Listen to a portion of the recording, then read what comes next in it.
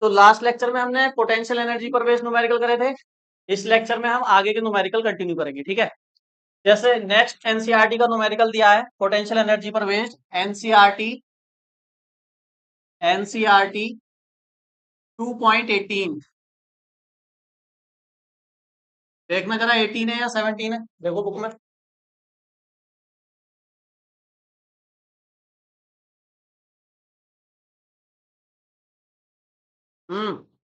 पढ़ो जल्दी।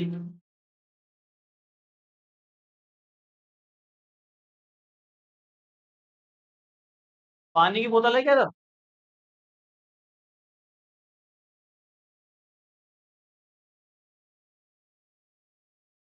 अरे आज आई हो तुम इतने दिनों में।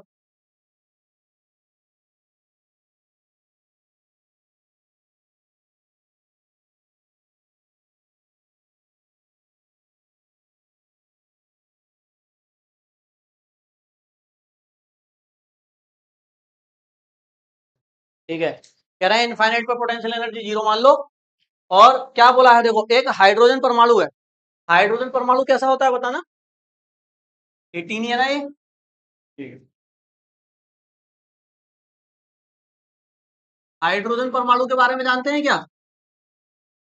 H atom. हाँ भाई, क्या है हाइड्रोजन परमाणु में, क्या क्या क्या होता है बताओ। परमाणु क्रमांक एक होता है, इसका क्या मतलब है? मतलब क्या होता है परमाणु क्रमांक का? मतलब क्या होता है उसका? क्यों आता है सबसे शुरू में? नहीं। इलेक्ट्रॉन। इलेक्ट्रॉन क्या कह रहा हूँ? एक इलेक्ट्रॉन होता है। और प्रोटॉन। प्रोटॉन भी एक होता है। एच एटम का जो एटॉमिक नंबर है वो होता है 1। एटॉमिक नंबर कितना होता है? 1। अब एटॉमिक नंबर 1 होने का मतलब एटॉमिक नंबर दो चीजें बताता है। नंबर ऑफ इलेक्ट्रॉन और नंबर ऑफ प्रोटॉन। अगर हाइड्रोजन का एक एटम है तो इसमें इलेक्ट्रॉन भी कितने होंगे? एक। और प्रोटॉन भी कितना होगा? एक। एक ही एक होते हैं दोनों। सिंबल ऐसे रिप्रेजेंट कर देते हैं 1H1। ठीक है। तो एक इलेक्ट्रॉन एक प्रोटॉन। अब देखो कह रहे हैं इलेक्ट्रॉन यहाँ रखा हुआ है E-। और प्रोटॉन यहाँ रखा हुआ है। प्रोटॉन को मैंने बताया था E+ से भी दिखा सकते हैं ना, या P से दिखाना चाहो P से भी दिखा सकते हो, कोई जरूरी नहीं है। लो मैं P से दिखा देता हूँ। ये प्रोटॉन है और ये इलेक्ट्रॉन है हाइड्रोजन एटम के अंदर। उनके बीच का डिस्टेंस दिया हुआ है। आपको पता है ना हाइड्रोजन एटम में कैसे होते हैं इलेक्ट्रॉन प्रोटॉन? कैसे होते हैं? ऑर्बिट होती है। एक ही ऑर्बिट होती है हाइड्रोजन एटम में। बीच में न्यूक्लियस होता है और एक ही क्या होती है? ऑर्बिट। और इस ऑर्बिट में एक इलेक्ट्रॉन होता है। तो ये इलेक्ट्रॉन हुआ और ये न्यूक्लियस में कौन है?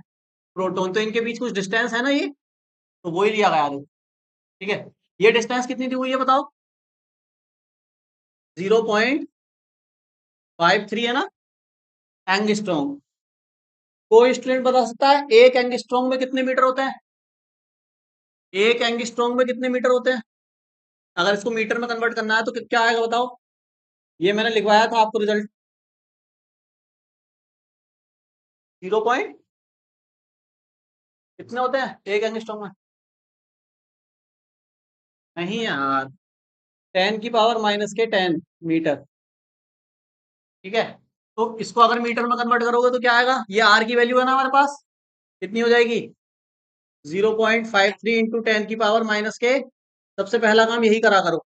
जो भी उल्टी उल्टी यूनिट दी हुई है ना डिस्टेंस की, उसको मीटर में ले आओ, पहले एमकेएस सिस्टम में ले आओ। अब इसको एमकेएस में लोगे तो जो पोटेंशियल एनर्जी है वो जूल में आ जाएगी। लेकिन वो जूल में पूछ नहीं रहे, वो पूछ रहा है किसमें? देखो पहले पॉइंट में कह रहे हैं इले- निकाय की स्थिति ऊर्जा ईबी में परिकलित कीजिए। ईबी मतलब इलेक्ट्रॉन वोल्ट में। यानी पोटेंशियल एनर्जी बतानी है, और किस में बतानी है? इलेक्ट्रॉन वोल्ट में। ये चीज मैं आपको बता चुका हूँ कि जूल को इलेक्ट्रॉन वोल्ट में कैसे कन्वर्ट करते हैं। तो कर लेंगे इसको, बहुत आसान है। क्या फॉर्मूला होता है यू का भाई बता। रोहन, यू का फॉर्मूला बता। हाँ। 1/4πε0 Q1 Q2 में R²। तो फोर्स का क्या होता है फिर? तो दोनों एक ही है, फोर्स और पोटेंशियल एनर्जी। मैंने कहा एक पेज पे इनको लिख लो सारे फॉर्मूलों को और अलग अलग करके याद कर लो, सब में डिफरेंस है। आर स्क्वायर नहीं केवल आ रहा था यहाँ, स्क्वायर फोर्स में आता है ना। सही है। Q1 की जगह कौन है? इलेक्ट्रॉन। इलेक्ट्रॉन पे चार्ज जानते हैं कितना होता है? 10⁻⁻19। Q2 की जगह कौन है? प्रोटॉन पे कितना होता है? इस पे पॉजिटिव होता है उतना ही, इस पे नेगेटिव होता है। तो ध्यान रखना, जब Q1 का लिखो तो माइनस का साइन लगाना, Q2 का लिखो तो प्लस का, है ना। और इसकी वैल्यू जानते हैं, आर की वैल्यू आपको मैंने बता दी, इसको कैलकुलेट करके जल्दी इलेक्ट्रॉन वोल्ट में निकालो बस। और देखो हम कर लेते हैं इधर। Q इज इक्वल टू, इसकी वैल्यू रखेंगे 9 इंटू 10⁻9। Q1 की वैल्यू -1.6 10⁻19। Q2 की वैल्यू 1.6 10⁻19 डिवाइडेड बाय आर। और आर की वैल्यू है हमारे पास 0.53 इंटू 10⁻10। इसको सॉल्व करना है। तो इसको सॉल्व करने के लिए नंबर नंबर एक साइड ले लेते हैं, पावर पावर एक साइड। इसकी इससे मल्टीप्लाई करोगे ये आएगा 9 इंटू माइनस के 2.56। 9 में से 19 माइनस करोगे -10, और -10 और ये 19, तो ये हो जाएगा माइनस के 29 डिवाइड में है 0.53। ये 10 की पावर ऊपर आ जाएगी तो ये हो जाएगा 10⁻10। यहाँ से पोटेंशियल एनर्जी आएगी आपकी, इनकी मल्टीप्लाई करके इससे जब डिवाइड करोगे तो आंसर आएगा माइनस का 43.47 इंटू 10⁻⁻19। ये आएगी आपकी एनर्जी जूल में, क्योंकि एम के सिस्टम लिया गया है ऊपर। ये जूल में एनर्जी आ गई। अब इसको हम कन्वर्ट करेंगे किसमें? इलेक्ट्रॉन वोल्ट में, इन ईवी। अब बताओ, जूल को इलेक्ट्रॉन वोल्ट में कन्वर्ट करना है, किससे मल्टीप्लाई करूं? 1/1.61 इंटू 10⁻⁻19, है ना। बिल्कुल सही।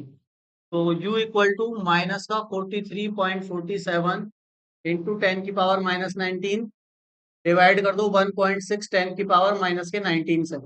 देखो ये टर्म पूरी कैंसिल हो गई, पावर से पावर। इसको जब इससे डिवाइड करोगे तो ये आएगा आपका 16 टू जा 32 27.16 इलेक्ट्रॉन वोल्ट।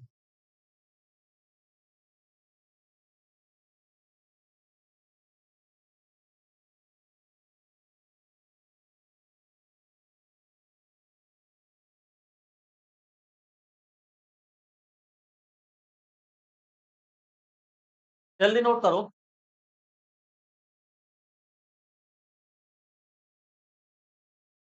यहाँ देखो पोटेंशियल एनर्जी निगेटिव आई है, बता सकते हो क्यों आई निगेटिव? पोटेंशियल एनर्जी तो पॉजिटिव आती है ना यहाँ, लेकिन निगेटिव आई है, देखो क्यों आई है निगेटिव। वो तो इसलिए आई है, लेकिन यहाँ पोटेंशियल एनर्जी निगेटिव बता क्या रही है? पोटेंशियल एनर्जी क्या बताती है? डेफिनेशन क्या है? पोटेंशियल एनर्जी क्या बताती है? किसको कहते हैं पोटेंशियल एनर्जी? भूल गए सब? काइनेटिक एनर्जी वो पोटेंशियल एनर्जी कहते हैं। फिर अभी काइनेटिक कहाँ से आ गई? यहाँ पोटेंशियल एनर्जी की क्या डेफिनेशन है? हैं? बोला जा रहा, इतना तुमने बोल दिया ना, ये बताने में इतनी डेफिनेशन है बस। हाँ। किसी फोर्स के अगेंस्ट जो हम वर्क करते हैं वो वर्क ही तो किसमें स्टोर हो जाता है? अरे डब्ल्यू बराबर यू लिखवाया था ना, तो डब्ल्यू बराबर यू ही कह दो तो वही डेफिनेशन हो गई। तो पोटेंशियल एनर्जी मतलब किसी फोर्स के अगेंस्ट जो वर्क होता है। तो यहाँ देखो एक चार्ज कैसा है? निगेटिव। और एक चार्ज कैसा है? पॉजिटिव। तो ये निगेटिव वाला तो इसको खुद खींच लेगा अपनी तरफ, तो निगेटिव वाला तो खुद ब खुद खींच लेगा ना। आपको इसको यहाँ लाने की जरूरत ही नहीं है, ये तो खुद ब खुद ले आएगा इसको। तो अब फिर फोर्स कहाँ लग रही है? एक्सटर्नल फोर्स किधर लग रही है बताओ? इधर ही लग रही है। इधर क्यों लगेगी भाई? एक चार्ज पॉजिटिव एक चार्ज निगेटिव, वो तो खुद ब खुद आ जाएंगे ना, अट्रैक्ट हो जाएंगे ना। तो वर्क करने की जरूरत किधर है फिर? समझे नहीं तुमने क्या बोला? मान लो एक है पॉजिटिव चार्ज, एक है निगेटिव चार्ज, ठीक है। इस निगेटिव वाले को मान लो यहाँ लाना है इस पॉइंट पर, सही है। तो इसको यहाँ लाने के लिए तुम्हें कुछ फोर्स लगानी पड़ेगी क्या इस पर, या खुद आ जाएगा? खुद आ जाएगा। देखो ये पॉजिटिव है ना, तो इसको अट्रैक्ट करेगा ना अट्रैक्शन फोर्स से, है ना। लेकिन लगानी पड़ेगी, फोर्स यहाँ भी लगेगी, वर्क डन यहाँ भी होगा और पोटेंशियल एनर्जी यहाँ भी आएगी, लेकिन यहाँ निगेटिव आएगी। पता है क्यों? क्योंकि जब ये इसको खींचेगा ना, देखो जरा समझो इधर, जब मैं समझा रहा हूँ, जब ये इसको खींचेगा तो ये इसको फुल स्पीड से खींचेगा, मतलब इसकी जो स्पीड है वो बढ़ती जाएगी लगातार, क्योंकि इस पर फोर्स लगेगी ना, तो स्पीड बढ़ती जाएगी। अब स्पीड को अगर आपको क्या रखना है, कांस्टेंट रखना है, स्पीड को चेंज नहीं करना है, तो इस चार्ज को आपको बहुत ही स्लोली स्लोली लेकर जाना पड़ेगा यहाँ पर ए पॉइंट पर, मतलब बहुत ही वेरी स्लो मूवमेंट होना चाहिए। तो वेरी स्लो मूवमेंट के लिए आपको फिर फोर्स किधर लगाना पड़ेगा, एक्सटर्नल वाला इधर लगाना पड़ेगा, और फिर जब इधर फोर्स लगाओगे तो फिर ये चार्ज धीरे धीरे धीरे धीरे कांस्टेंट स्पीड से इधर आएगा, और इधर फोर्स लगाने की वजह से जो वर्क होगा वो वर्क ही इस चार्ज के अंदर क्या होगा, किसमें स्टोर होगा, पोटेंशियल एनर्जी। अब क्योंकि फोर्स डिस्प्लेसमेंट के अगेंस्ट लग रही है, देखो चल इधर रहा है, फोर्स इधर लगा रहे हैं, तो हम कहेंगे कि यहाँ पर जो पोटेंशियल एनर्जी है वो कैसी आएगी, निगेटिव आएगी। इसलिए ऐसे याद रखो कि जब चार्ज कैसे होते हैं, अपोजिट साइन के होते हैं, देखो एक पॉजिटिव और एक निगेटिव, अपोजिट साइन के जब चार्ज होते हैं तो उनकी पोटेंशियल एनर्जी कैसी आती है, निगेटिव आती है। और जब चार्ज सेम साइन के होते हैं तो उनकी पोटेंशियल एनर्जी कैसी आती है, पॉजिटिव आती है। तो पोटेंशियल एनर्जी निगेटिव भी हो सकती है, पोटेंशियल एनर्जी पॉजिटिव भी हो सकती है, तो डिपेंड करेगा चार्ज पे, चार्ज कैसे।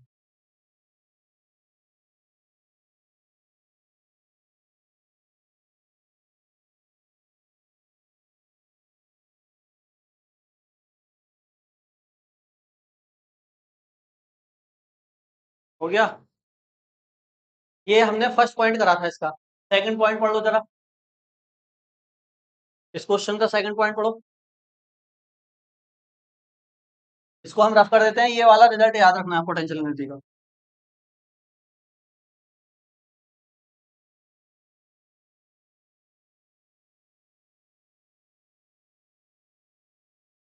हम्म, पढ़ना भाई जरा सेकंड पॉइंट।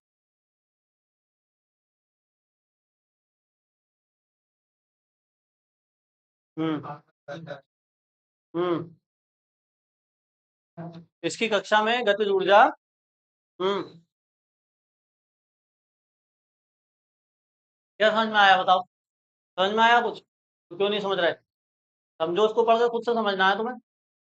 देखो इलेक्ट्रॉन को स्वतंत्र करने में कितना कार्य करना पड़ेगा, इलेक्ट्रॉन को स्वतंत्र मतलब, अभी इलेक्ट्रॉन कैसा है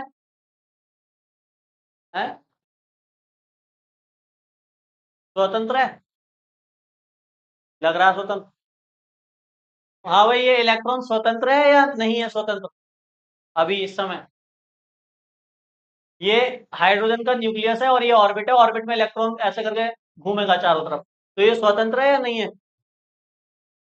हाँ, अभी इस इलेक्ट्रॉन पर कंटिन्यूअसली क्या लग रहा है, फोर्स लग रहा है, इस फोर्स की वजह से ये क्या कर रहा है, इसके चारों तरफ क्या कर रहा है, घूम रहा है, रोटेट कर रहा है। तो इसको स्वतंत्र थोड़ी ना कहेंगे, स्वतंत्र तो तब कहेंगे जब ये इस ऑर्बिट से निकलकर बाहर चला जाए, फिर कहा जाएगा कि इलेक्ट्रॉन क्या हो गया, फ्री हो गया, इंडिपेंडेंट हो गया, किससे इंडिपेंडेंट हो गया, न्यूक्लियस से।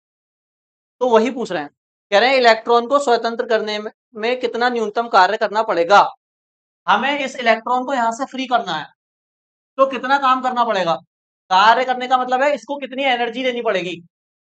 तो इलेक्ट्रॉन को ध्यान रखो, आगे भी काम आएगी ये बात जब न्यूक्लियर फिजिक्स पढ़ोगे, अगर इलेक्ट्रॉन को किसी ऑर्बिट से बाहर निकालना है तो उसको उतनी ही एनर्जी दे दो जितनी उसकी उस ऑर्बिट में एनर्जी है, मतलब जिस एनर्जी से ये प्रोटॉन इसको बांधे हुए है ना, उतनी एनर्जी आप इलेक्ट्रॉन को बाहर से दे दो, तो ये इलेक्ट्रॉन इस प्रोटॉन को छोड़कर क्या चला जाएगा, बाहर चला जाएगा। उस एनर्जी को जो आप बाहर से दोगे उसको कहते हैं बाइंडिंग एनर्जी, क्या कहते हैं, या जिस एनर्जी से ये बंधा हुआ है उसको कह दो बाइंडिंग एनर्जी, दोगे तो उतनी ना जितने से बंधा हुआ है।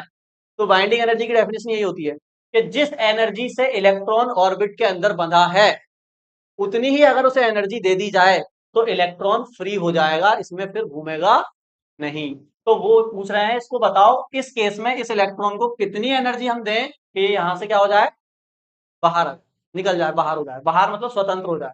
और एक बात और बोल दी गई है कि यदि यह दिया गया है कि इसकी कक्षा में गतिज ऊर्जा ए पॉइंट में प्राप्त स्थितिज ऊर्जा के परिमाण की आधी है, मतलब इसकी देखो ये घूम रहा है ना इसमें चारों तरफ, घूम रहा है तो मोशन हो रहा है, मोशन के वक्त जो एनर्जी होती है उसको क्या बोलते हैं हम? Kinetic energy.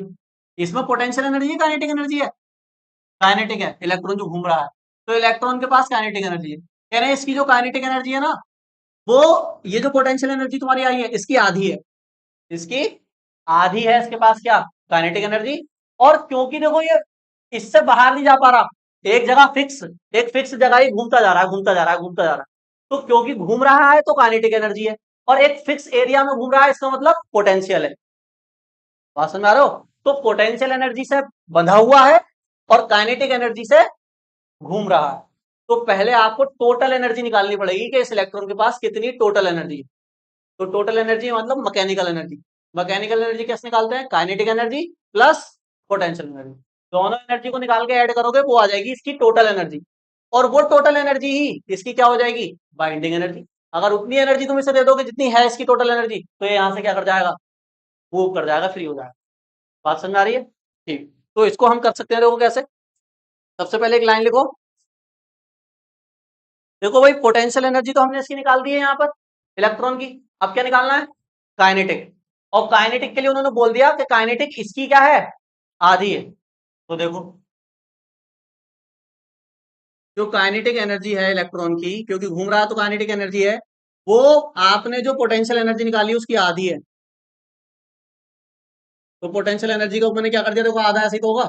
ये मैंने बात कहां से लिखी है? अकॉर्डिंग टू क्वेश्चन में दी हुई है ये बात, कि इलेक्ट्रॉन की काइनेटिक एनर्जी पोटेंशियल एनर्जी की आधी है। ठीक है, पोटेंशियल एनर्जी कितनी है बताओ? पोटेंशियल एनर्जी कितनी है? माइनस का 27.16 इलेक्ट्रॉन वोल्ट।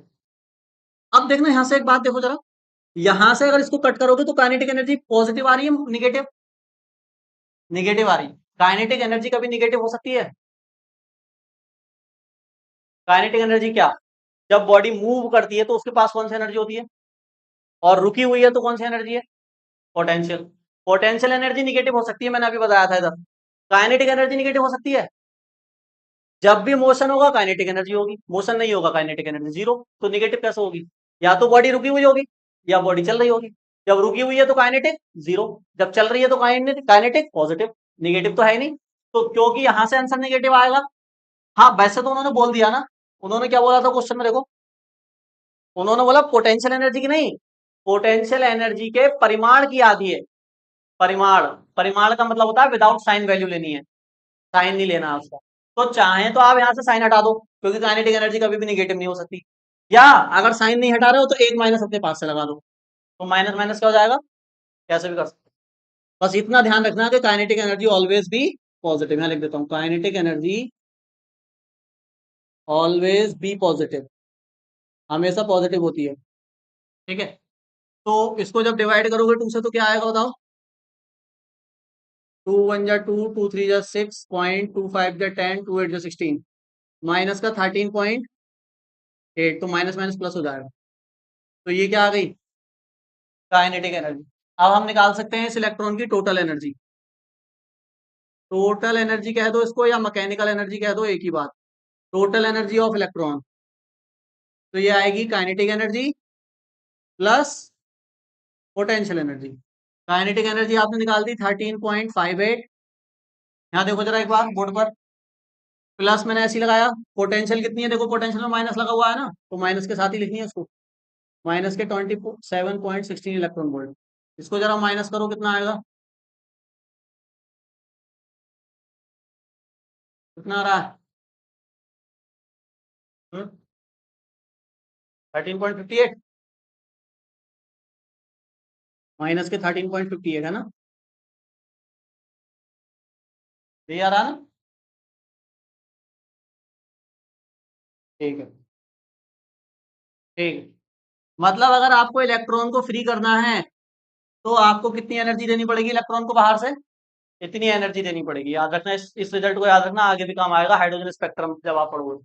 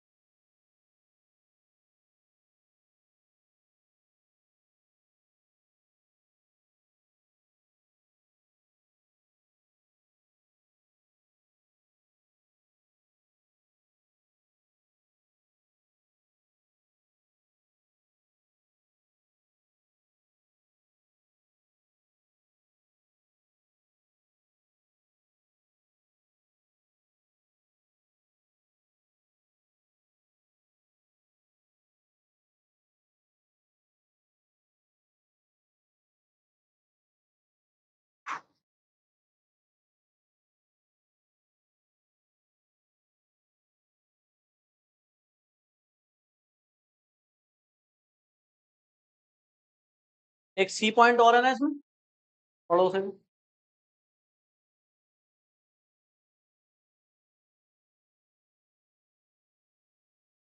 पृथक्करण, पृथक्करण।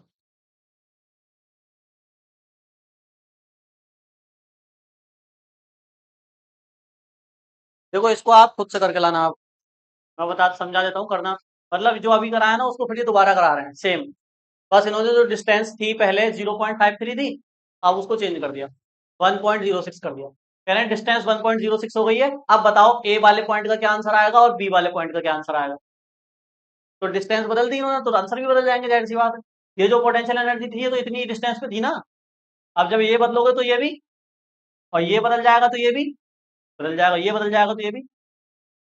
तो बस डिस्टेंस को 0.53 ना लेकर आपको वो लेना है जो उन्होंने दिया है। और फिर सेम पहले पोटेंशियल एनर्जी निकालना, फिर काइनेटिक, और फिर मुक्त करने में मतलब फ्री करने में कर लोगे उसको घर से ट्राई। तो सी पॉइंट आपको घर से खुद ट्राई करके लाना।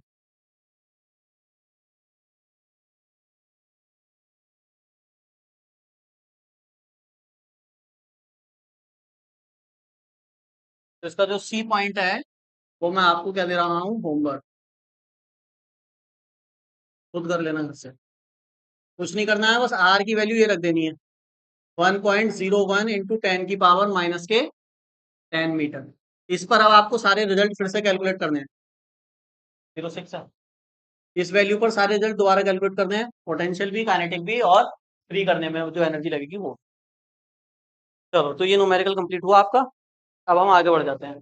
कह रहा है यदि H2 अणु, H2 अणु बोल रहे हैं, अब एटम नहीं बोल रहे हैं। एटम क्यों नहीं बोल रहे बताओ? क्योंकि H2 आ गया ना, दो एटम जब हो जाते हैं तो उसको मॉलिक्यूल ही तो बोलते हैं या एटम बोलते हैं? मॉलिक्यूल बोलते हैं ना, यानी अणु बोलते हैं। जब एक से ज्यादा एटम मिल जाते हैं तो वो फिर क्या बन जाता है? मॉलिक्यूल बन जाता है, अणु बन, ठीक है। तो अब H2 है, अभी एक H की बात हुई थी, उसी से रिलेटेड है देखो क्वेश्चन। एक H में एक इलेक्ट्रॉन होता है, एक प्रोटॉन होता है। तो H2 में कितने इलेक्ट्रॉन हो गए? दो। और प्रोटॉन कितने हो गए? दो। दो दो में ही दोनों चीजें। कह रहे हैं दो इलेक्ट्रॉन दो प्रोटॉन है। हम निकाल किसको सकते हैं, इलेक्ट्रॉन को या प्रोटॉन को? हम इलेक्ट्रॉन को निकाल सकते हैं, हमेशा याद रखना है ना। केवल इलेक्ट्रॉन को ही फ्री किया जा सकता है ऑर्बिट्स में से, उसको अगर बाहर से एनर्जी दे दी जाए तो। तो दो मॉलिक्यूल हैं, मैंने एक बनाया है यहाँ, ये एच एटम है। ये क्या है, एच एटम, मॉलिक्यूल नहीं बनाया, ठीक है। तो यहाँ पर देखो एक प्रोटॉन है एक इलेक्ट्रॉन है। इन्होंने बोला जो दो इलेक्ट्रॉन दो प्रोटॉन है ना H2 के अंदर, उसमें से एक इलेक्ट्रॉन को निकाल दिया हमने, एक इलेक्ट्रॉन को निकाल दिया। तो जब मैंने बताया था आपको, जब इलेक्ट्रॉन निकल जाता है तो फिर कौन सा साइन आता है?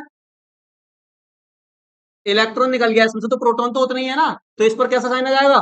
पॉजिटिव। तो इसको क्या बोल रहे हैं हम? H2 ion. ये क्या बन गया, H2 आयन बन गया। जब चार्ज आ जाता है तो आयन बोलते हैं फिर उसको, चाहे पॉजिटिव आया नेगेटिव आया। तो एक पॉजिटिव क्यों आया समझ गए? दो इलेक्ट्रॉन थे दो प्रोटॉन थे, एक इलेक्ट्रॉन को क्वेश्चन में बोला है निकाल दिया हमने, एक इलेक्ट्रॉन निकाल दिया तो H2 पे कैसा साइन आ गया, प्लस। अब इसके अंदर बताओ कितने इलेक्ट्रॉन है और कितने प्रोटॉन है?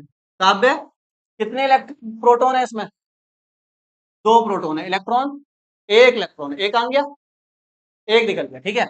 एक इलेक्ट्रॉन इसका निकल गया। बात समझ में आ गई यहाँ तक? ये बोला गया है क्वेश्चन में, मैं कुछ नहीं बोल रहा हूँ, ठीक।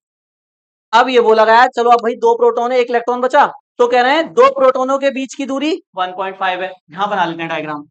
एक प्रोटॉन ये है, एक प्रोटॉन ये है, इनके बीच का डिस्टेंस दे दिया। यहाँ बड़ा दिखाया जा रहा है, ये एटम के अंदर है ना, न्यूक्लियस के अंदर है ये प्रोटॉन। तो कितना है, 1.5 एंगस्ट्रॉम। इसको हम कन्वर्ट कर लेंगे, जाहिर सी बात है ना। और अभी एक इलेक्ट्रॉन भी तो है भाई, दो प्रोटॉन बचे इसमें और एक, उसकी डिस्टेंस भी दी हुई है। कह रहे हैं और इलेक्ट्रॉन प्रत्येक प्रोटॉन से लगभग एक एंगस्ट्रॉम पर है, इससे भी और इससे भी। तो कहां होगा बताओ?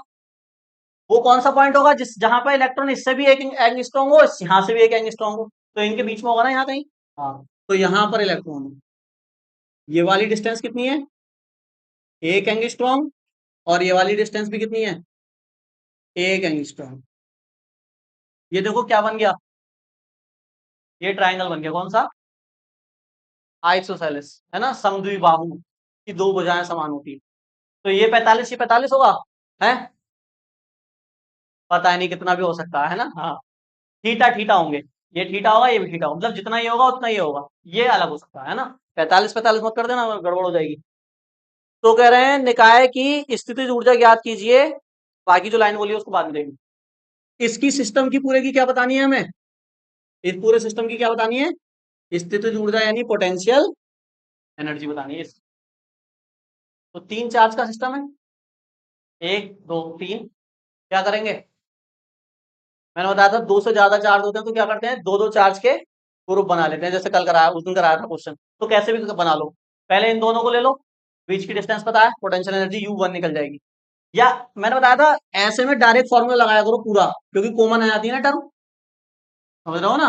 मतलब इन दोनों का पोटेंशियल एनर्जी का फॉर्मूला प्लस इन दोनों का पोटेंशियल एनर्जी का फॉर्मूला प्लस इन दोनों का पोटेंशियल एनर्जी, फिर वो 1/4 पाई एप्सिलॉन नॉट कहाँ जाएगा, सबसे बाहर आ जाएगा। बाकी ये प्रोटॉन पे चार्ज जानते हैं, इस प्रोटॉन पे जानते हैं, इलेक्ट्रॉन पे जानते हैं, डिस्टेंस दे रखी, पूरा कैलकुलेट करोगे पोटेंशियल एनर्जी निकल के आ जाएगी, कर लोगे, नोट फॉलो कर दे। -19 कॉमन आ जाएगा वो, देखो ऐसे करा करो, टाइम बचाया करो। भाई इलेक्ट्रॉन पर जो चार्ज होता है उसको कैसे लिखते हैं हम, इलेक्ट्रॉन के चार्ज को देखो मैंने शॉर्ट में ऐसे बताया था -E, प्रोटॉन के चार्ज को लिखते हैं हम +E, E का मतलब होता है 1.6 10 की पावर -19, होता है नहीं होता है? तो ऐसे करोगे तो देखो एकदम से हो जाएगा ये क्वेश्चन, बार बार लिखने की जरूरत नहीं पड़ेगी। पहले हम मान लो इन दोनों को ले लेते हैं, नीचे वालों को, तो 1/4 पाई एप्सिलॉन नॉट तो बाहर ही आएगा हर बार, तो इसको मैं बाहर लिख देता हूँ पहले ही। Q1 Q2, अब दोनों प्रोटॉन है, दोनों प्रोटॉन मतलब E इंटू ई, ऐसे लिखो डायरेक्ट, देखो कितनी बचत हो जाएगी, फिर 1.5 10 की पावर -10 आ गया। फिर इन दोनों को लो, तो प्रोटॉन और इलेक्ट्रॉन ले रहे हो आप, तो प्रोटॉन पे चार्ज E और इलेक्ट्रॉन पे चार्ज माइनस का E, है ना। 1.6 लिखने से भी बच गए, हम एक ही बार में रखेंगे वैल्यू सारी। और डिस्टेंस कितनी है, 1 इंटू 10 की पावर -10। अब इन दोनों को ले रहे हैं, तो 1/4 पाई तो बाहर है, तो इस पर देखो माइनस का E इंटू प्लस का E, अपॉन में डिस्टेंस है 1 इंटू 10 की पावर -10। अब देखो ये ई स्क्वायर हो जाएगा, ये भी स्क्वायर हो जाएगा, ये भी स्क्वायर हो जाएगा, ई स्क्वायर बाहर ले लो, तो ये हो जाएगा e square upon 1/4 pi epsilon not. और देखो 10 की पावर -10, 10 की पावर -10, 10 की पावर -10 है, तो इसको भी कहाँ ले लो, बाहर ले लो, तो ये आ जाएगा इंटू 10 की पावर -10। और अब क्या बचा अंदर, देखो यहाँ बचा 1 केवल, और अपॉन में 1/1.5, यही तो बचा। यहाँ देखो माइनस का साइन थोड़ी ना लिया था, तो माइनस बीच में आ जाएगा, तो 1 अपॉन नीचे क्या बचा 1, यहाँ -1/1, ऐसे करके करा करो, देखो कितनी आसान कैलकुलेशन हो गई, कितनी टफ थी। अब यहाँ वैल्यू रख सकते हैं हम, देखो 1/4 पाई एप्सिलॉन नॉट, तो ये ऐसे ही है, इसकी हो जाएगी 9 इंटू 10 की पावर 9, ई की वैल्यू जानते हैं 1.6 10 की पावर -19 का होल स्क्वायर, अपॉन में है 10 की पावर -10। इसको सॉल्व कर लेंगे हम, इसको सॉल्व करोगे तो ये 0 2 3, 2/3, ये -1 -1 -2, तो 2/3 -2/1, ऐसे करके करो। तो यहाँ देखो ये इसका स्क्वायर खुलेगा, पावर ऊपर जाके ऐड हो जाएगी, तो देखो ये लिखो 9 इंटू 10 की पावर 9, 16 का स्क्वायर होता है 2.56, पावर की मल्टीप्लाई कर दोगे 19 2 जा 38, नीचे वाला 10 की पावर ऊपर आ गया, माइनस था ऊपर जाके प्लस, ठीक है।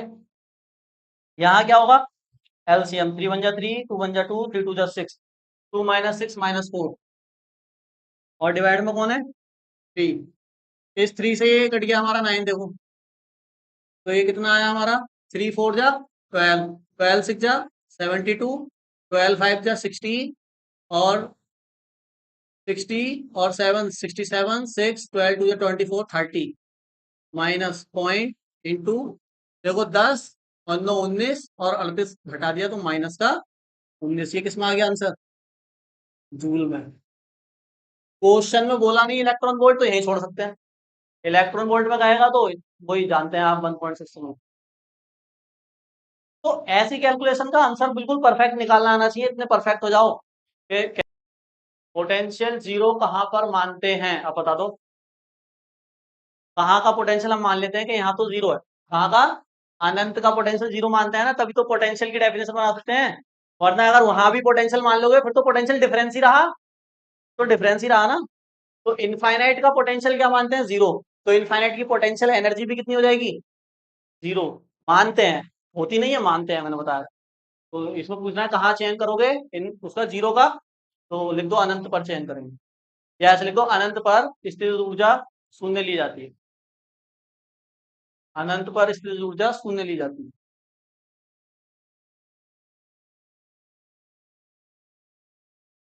अनंत पर स्थिर ऊर्जा शून्य ली जाती है। अब मैं थोड़ा सा डिस्कस करना चाहूंगा अपना नया टॉपिक जो है, हालांकि डिटेल उसकी हम कल बात करेंगे। थोड़ा सा समझ लेते हैं जरा उसका मतलब है क्या, जो हमारा नेक्स्ट टॉपिक।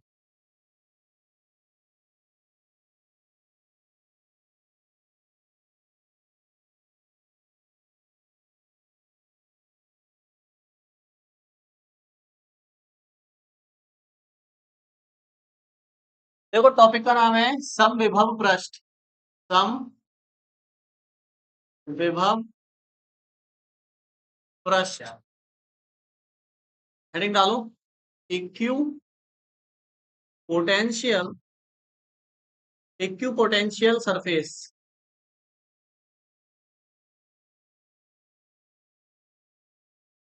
इक्यू potential surface.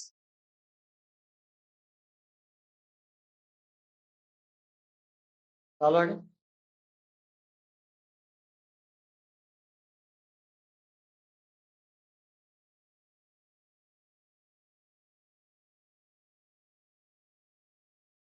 देखो नाम में ही क्या छिपा है? अर्थ छिपा है ना।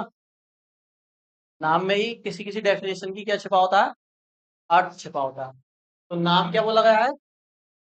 सम विभव पृष्ठ। विभव को जानते हैं, विभव को जानते हैं क्या होता है। पृष्ठ को भी जानते हैं क्या होता है। पृष्ठ मतलब सरफेस, विभव मतलब पोटेंशियल, जो होता है डिस्टेंस पर किसी चार्ज से। और सम का मतलब यहाँ पर क्या है? इक्वी। इक्वी का मतलब इक्वल, मतलब सेम। मतलब क्या बात हो रही है? एक ऐसे, देखो ऐसे सरफेस की बात हो रही है जिस सरफेस पर जो पोटेंशियल है वो कैसा रहेगा? इक्वल, मतलब कैसा रहेगा? समान रहेगा। ऐसा सरफेस जिसके हर पॉइंट पर पोटेंशियल आप निकालोगे तो कैसा आएगा? सेम आएगा। उस सरफेस को क्या कहा जाएगा? Equi potential surface. ठीक है। कैसे समान आएगा, कैसे बनेगा ये सरफेस, उसको हम समझेंगे, है ना। तो देखो जैसे मान लो मैं एक एग्जांपल से समझाऊंगा आपको। हम्म,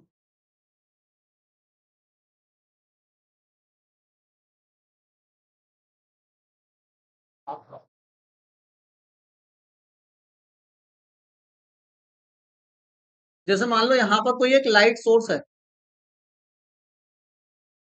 या ऐसे मान लो यहाँ पर ये कोई आग जल रही है, ये आग है, फायर। ये क्या है? आग है, फायर है। सही है।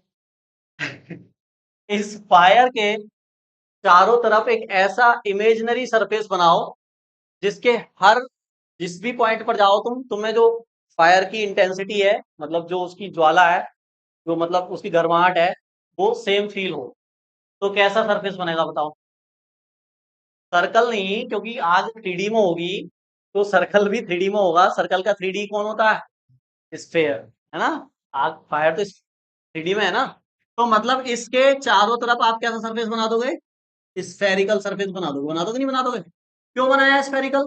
क्योंकि भैया जो जो फायर की जो वो है ना गर्माहट, वो डिस्टेंस पर डिपेंड करती है।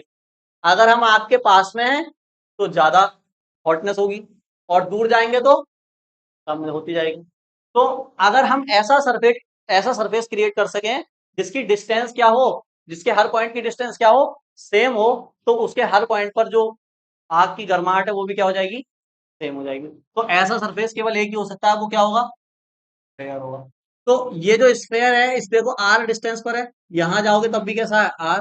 यहां जाओगे तब भी कैसा है? आर। यहां जाओगे तब भी कैसा है? आर। तो आप कह सकते हो इसके हर पॉइंट पर जो आग की वजह से जो हॉटनेस है वो क्या होगी? सेम होगी।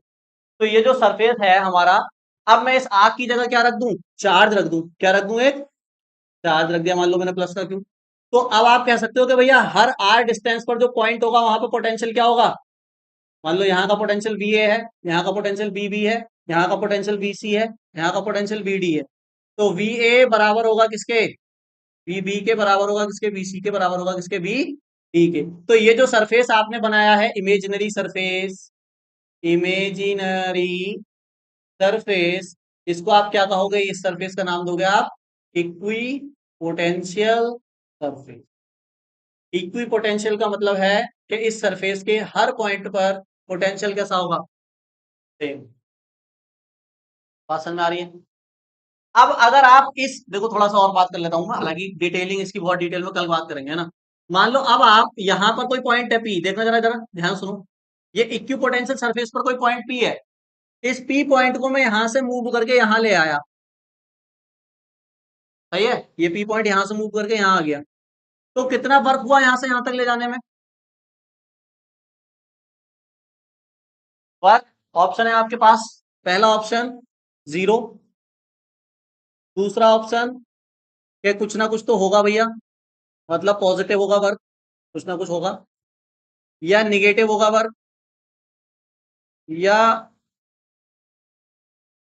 कह नहीं सकते, कैन नॉट से, क्या होगा भी या नहीं होगा कह नहीं सकते।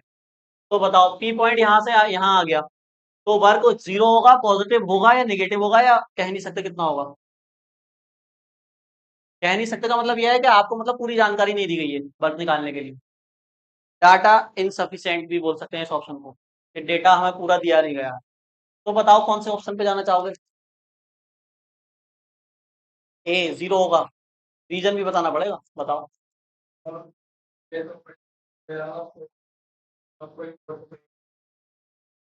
बताओ, कैन नॉट कह नहीं सकते कोई, हाँ।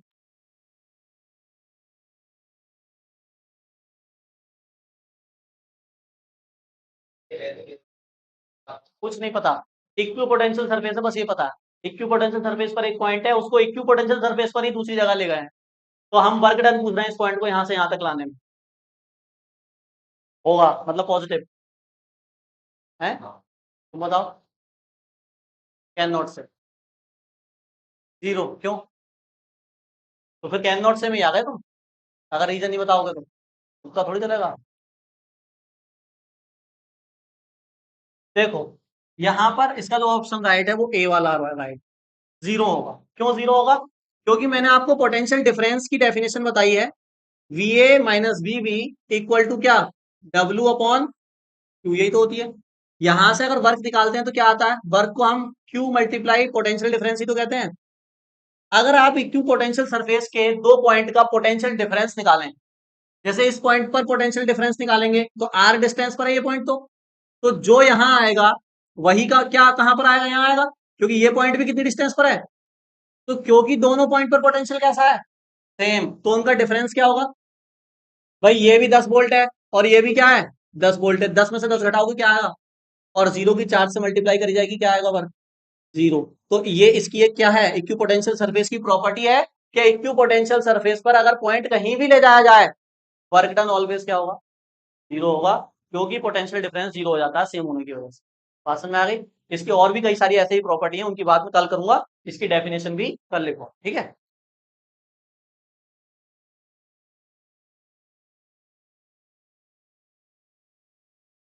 लास्ट लेक्चर में हमने क्या स्टार्ट किया था? इक्वी पोटेंशियल सरफेस, है ना। Equi potential surface,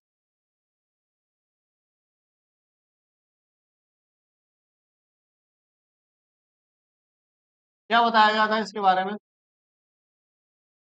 equi potential surface किसको कहा जाएगा?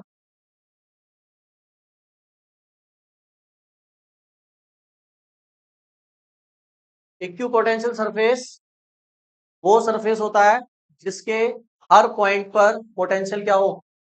सेम हो, ठीक है। ये एक इमेजिनरी सरफेस है और इसके हर पॉइंट पर पोटेंशियल सेम होगा। किसी दो पॉइंट को आप लेते हैं और उनका पोटेंशियल डिफरेंस निकालते हैं तो कितना आता है? 0 आता है, क्योंकि दोनों पर क्या है? सेम है, तो डिफरेंस 0 होता है। जैसे अगर मैं कोई चार्ज लूं, मान लो ये प्लस के चार्ज है, क्यू चार्ज है, और ये एक पॉइंट चार्ज है। कैसा चार्ज है? Point charge. पॉइंट चार्ज मैंने आपको बताया था, पॉइंट चार्ज कैसा चार्ज होता है, जो स्फेरिकल शेप में होता है, एक पॉइंट की शेप में होता है। अब ये बड़ा भी हो सकता है, छोटा भी हो सकता है। पॉइंट चार्ज का मतलब छोटा चार्ज नहीं होता, पॉइंट चार्ज का मतलब स्फेयर, स्फेरिकल ऑब्जेक्ट पे जो चार्ज होता है उसको पॉइंट चार्ज कहते हैं। तो ये हमारा क्या है, पॉइंट चार्ज। अगर इसकी इलेक्ट्रिक फील्ड बनाई जाए तो कैसी होगी बताओ, आउटवर्ड होगी। पॉजिटिव चार्ज की इलेक्ट्रिक फील्ड की डायरेक्शन कैसी होती है, ऐसे आउटवर्ड। ये इसकी direction of electric field lines है ना, इलेक्ट्रिक फील्ड की डायरेक्शन।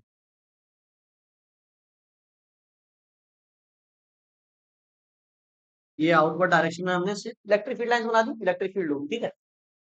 तो अब इस इलेक्ट्रिक फील्ड में आपको एक ऐसा सरफेस ड्रॉ करना है जिस सरफेस के हर पॉइंट पर इलेक्ट्रिक पोटेंशियल क्या हो, सेम हो।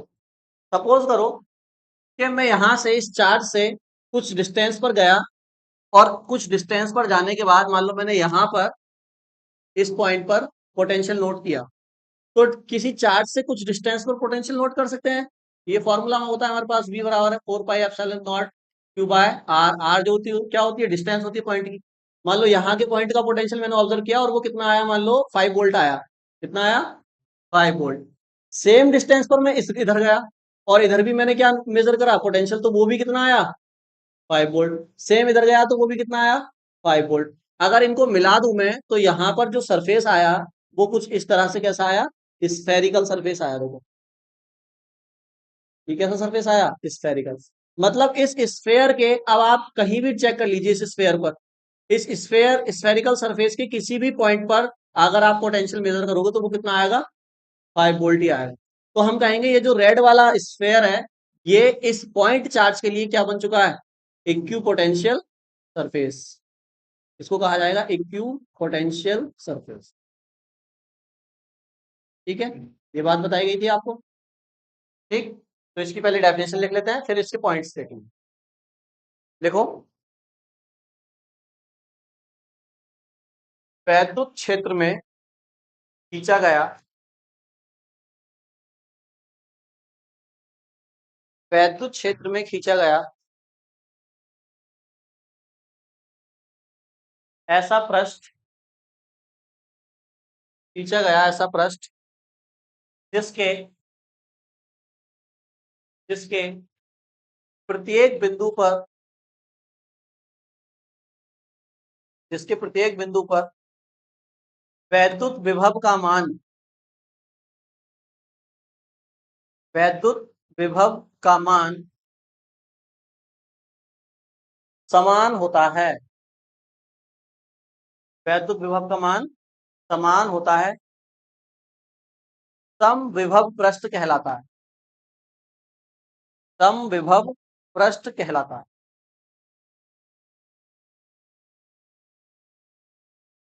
ऐसा,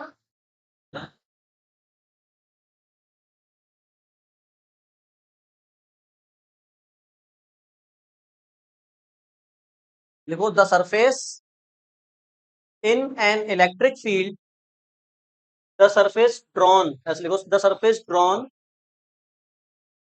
in an electric field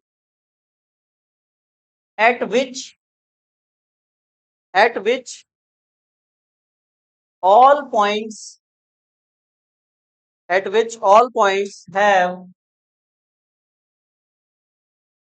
same potential, all points have same potential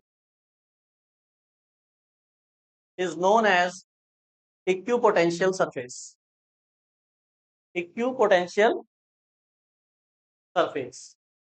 ठीक है, अब इधर देखो जरा, पॉइंट चार्ज के लिए इक्विपोटेंशियल सरफेस की शेप कैसी है, स्फेरिकल। किसके लिए है, पॉइंट चार्ज। सबके लिए होगी क्या स्फेरिकल, नहीं। मान लो अगर ये जो चार्ज है हमारा, ये ऐसे करके किसी प्लेट पर होता, ये मान लो कोई प्लेट है और इस पर ये नेगेटिव चार्ज है, ठीक है। ये प्लेट समझ गए ना आप, कैसे है, बोर्ड के अंदर है ऐसे, और इस प्लेट पर क्या है, नेगेटिव चार्ज। ठीक, या मैं इसको ऐसे करके बना दूं, बताओ, ऐसा समझ गए आप। यूनिफॉर्मली डिस्ट्रीब्यूशन है चार्ज का, है ना, यूनिफॉर्म डिस्ट्रीब्यूशन। तो ये नेगेटिव चार्ज है। तो इलेक्ट्रिक फील्ड किधर होगी बताओ? नेगेटिव चार्ज में इलेक्ट्रिक फील्ड किधर होती है? इनवर्ड, अंदर की तरफ होगी, और इस तरह से होगी देखो, क्योंकि चार्ज का डिस्ट्रीब्यूशन प्लेट पर कैसा है? यूनिफॉर्म। तो इलेक्ट्रिक फील्ड भी कैसी बनेगी? यूनिफॉर्म बनेगी। तो मैंने यूनिफॉर्म इलेक्ट्रिक फील्ड बनाई, है ना। अगर आपसे पूछा जाए कि भाई इक्विपोटेंशियल सरफेस ड्रॉ करो, तो यहाँ इक्विपोटेंशियल सरफेस कैसा बनेगा बताओ, किस शेप का बनेगा? सिलेंडर, प्लेट है ये, प्लेट।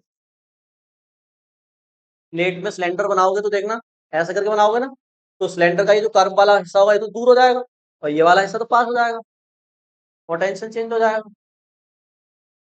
3D में आयत होता ही नहीं है। 3D में आयत कब से होने लगा? ये प्लेट है, इससे इलेक्ट्रिक फील्ड आ रही है इसमें। तो इक्विपोटेंशियल सरफेस बनाना है, कैसा बनेगा? अरे प्लेट ही बन जाएगी इसके आगे कुछ डिस्टेंस पर। जैसे मान लो मैंने यहाँ पर पोटेंशियल ऑब्जर्व करा, मैं इतनी डिस्टेंस पर गया, यहाँ पोटेंशियल आया 5 वोल्ट, तो फिर से इस प्लेट से इतनी डिस्टेंस पर जाऊंगा तभी तो कितना आएगा? 5 वोल्ट। फिर से कितना आएगा? 5 वोल्ट। तो मतलब मैं यहाँ पर ही क्या बना दूंगा? एक प्लेट बना दूंगा ना, ऐसी ही प्लेट जैसी शेप बना दूंगा। तो इसके अंदर आ रही है ना। तो ये जो सरफेस है, ये जो मैंने प्लेट बनाई है, ये सरफेस कैसा कहलाएगा इसके लिए? क्योंकि देखो इससे सेम डिस्टेंस पर इस सरफेस का हर एक पॉइंट मिलेगा आपको। तो इस सरफेस पर जितने भी पॉइंट होंगे वो प्लेट से सेम डिस्टेंस पर है। तो ये जो प्लेट है, ये जो सरफेस है, ये सरफेस ही आपका क्या कहलाएगा? इक्यू पोटेंशियल सरफेस कहलाएगा इस केस में, क्योंकि इस प्लेट का हर पॉइंट सेम पोटेंशियल रखता है, तो उसकी डिस्टेंस सेम, चार्ज। समझ गए? तो इक्यू पोटेंशियल सरफेस प्लेट भी हो सकती है, इक्यू पोटेंशियल सरफेस स्फीयर भी हो सकता है। वो बस डिपेंड करेगा कि हर पॉइंट का पोटेंशियल सेम है या नहीं। कितने और इक्विपोटेंशियल सरफेस बना सकता हूं मैं इसमें, बताना? क्या केवल एक ही बनेगा, और बन सकते हैं?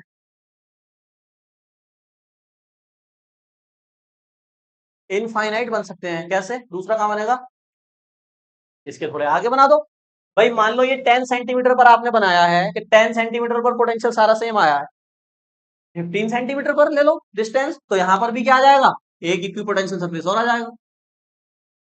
अब बस फर्क ये होगा कि इस सरफेस के पॉइंट पर जो पोटेंशियल होगा और इस सरफेस के पॉइंट पर जो पोटेंशियल होगा वो सेम नहीं होगा। वो सेम नहीं होगा। किस पर ज्यादा होगा? इसमें पोटेंशियल ज्यादा होगा इसके पॉइंट पर, और इसके पॉइंट पर कम होगा, क्योंकि ये आप कहां चले गए? दूर चले, डिस्टेंस बढ़ गई ना। तो है तो ये भी क्या? इक्विपोटेंशियल सरफेस, लेकिन इसका पोटेंशियल और पहले वाले का पोटेंशियल वो अलग हो जाएगा, लेकिन इस पर जितने पॉइंट होंगे उन सबका क्या होगा? सेम। मान लो अगर इस पर 5 वोल्ट था, तो इस पर क्या होगा? 3 वोल्ट होगा, लेकिन सारे पॉइंट पर क्या होगा? 3 ही होगा। इस तरह से आप कितने भी इक्विपोटेंशियल सरफेस ड्रॉ कर सकते हैं। कर सकते हैं ना? हाँ भी कर सकते हैं। ये जो स्फेरिकल इक्विपोटेंशियल सरफेस बनाया है, ये मान लो अगर 10 सेंटीमीटर पर बनाया है, तो 5 सेंटीमीटर पर भी तो बना सकते हो आप, ऐसे करके लो, बना सकते हो ना। तो ये भी क्या है? बात समझ में आ गई? तो अब हम, जैसे चलो एक एग्जांपल और कर लेते हैं, फिर आगे बढ़ेंगे। मान लो मैं एक और पूछता हूँ आपसे। ये हमारे पास एक वायर है,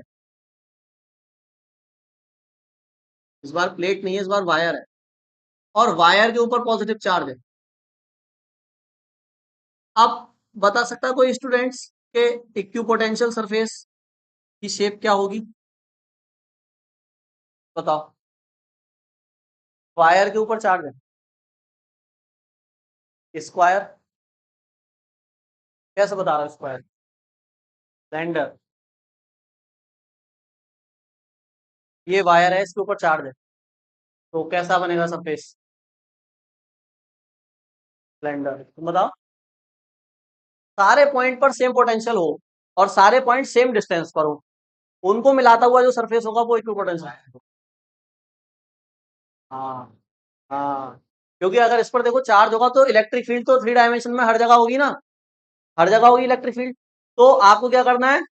ऐसा सरफेस बनाना है कि सारे पॉइंट क्या हो जाए, उस पर सेम पोटेंशियल आ जाए और डिस्टेंस सेम हो हर पॉइंट की। तो अगर ऐसे देखोगे तो सर्कल बनेगा, लेकिन पूरा वायर है, तो सर्कल को अगर ऐसे खींच दो नीचे तक, तो क्या बन जाएगा? सिलेंडर बन जाएगा, है ना। तो इसका जो इक्विपोटेंशियल सरफेस होगा, क्योंकि ये इलेक्ट्रिक फील्ड है हर जगह, यूनिफॉर्म इलेक्ट्रिक फील्ड।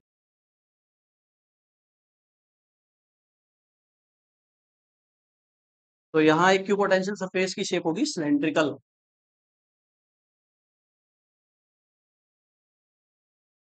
देखो ये चीज कुछ कुछ मैच कर रही है किससे, ये जो हम शेप बना रहे हैं ये शेप आप पहले भी बना के आ चुके हो क्या कहीं पर, ऐसी शेप कहाँ बनाई थी, ऐसी शेप कहीं और भी बनाई थी, कहाँ बनाई थी बताओ। हाँ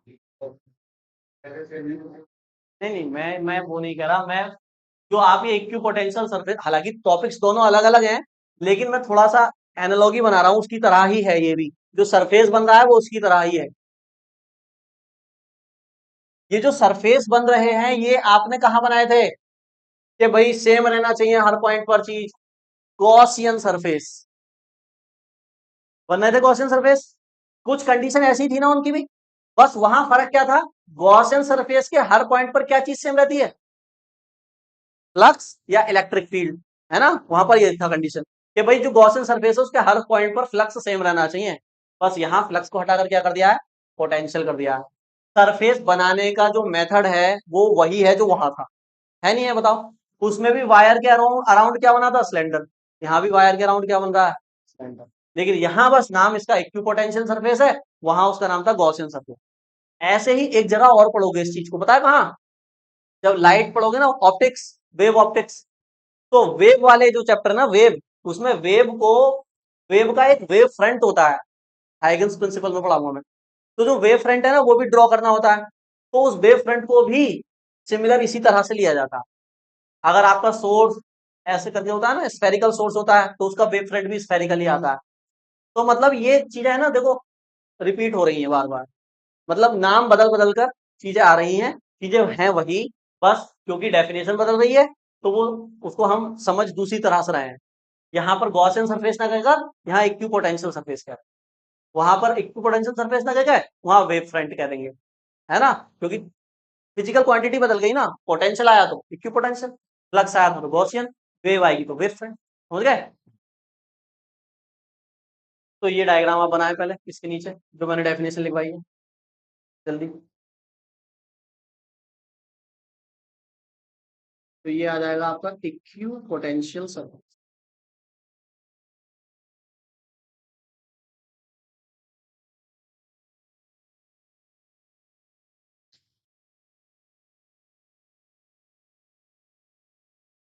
इंपॉर्टेंट पॉइंट्स।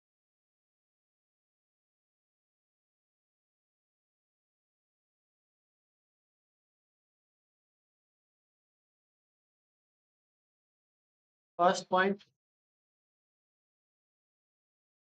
फर्स्ट पॉइंट क्या है, देखो इसको इंपॉर्टेंट पॉइंट्स कहो या इक्विपोटेंशियल सरफेस की प्रॉपर्टीज कहो, एक ही बात है।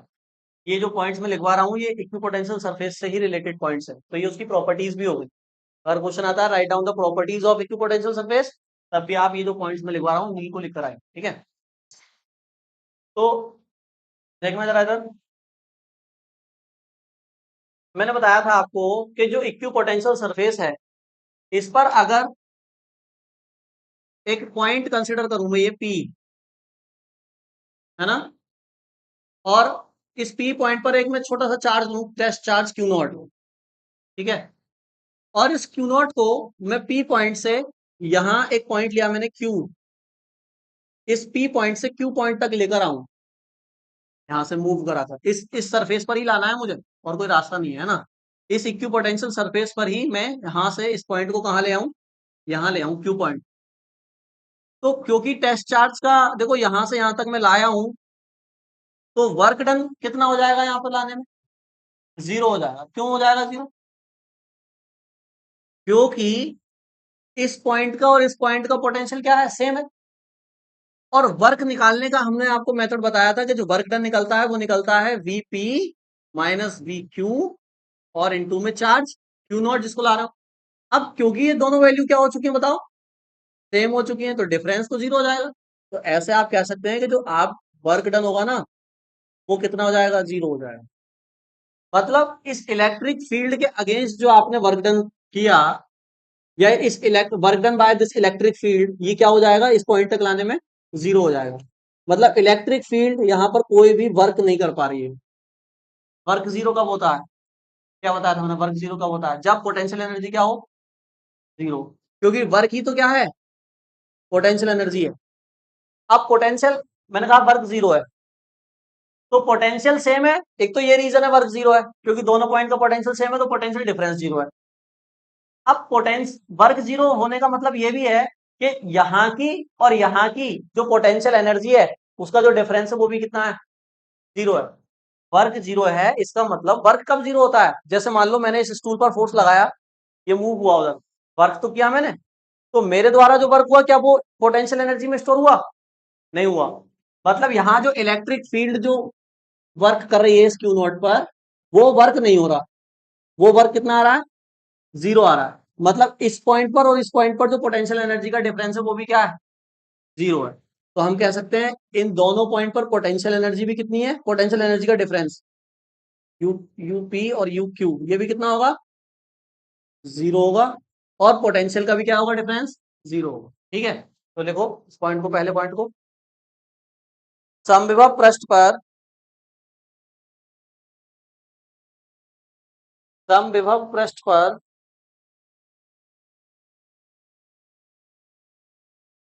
इन्हीं दो बिंदुओं के बीच,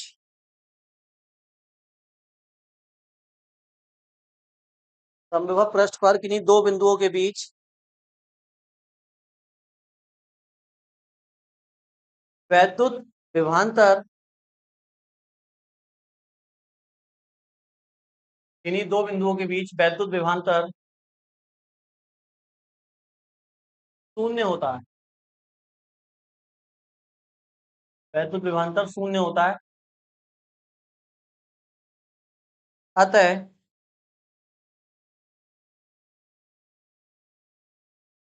किसी आवेश को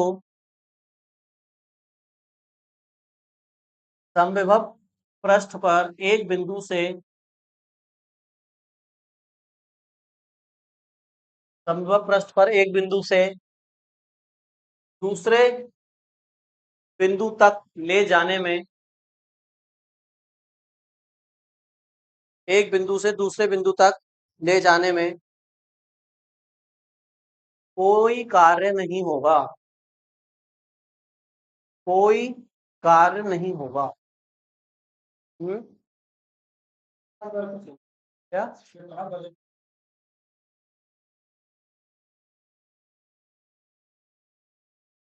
कोई कार्य नहीं होगा। The potential difference between two points at equipotential surface, at equipotential surface is zero. So the work done, so the work done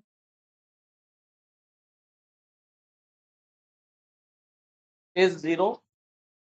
So the work done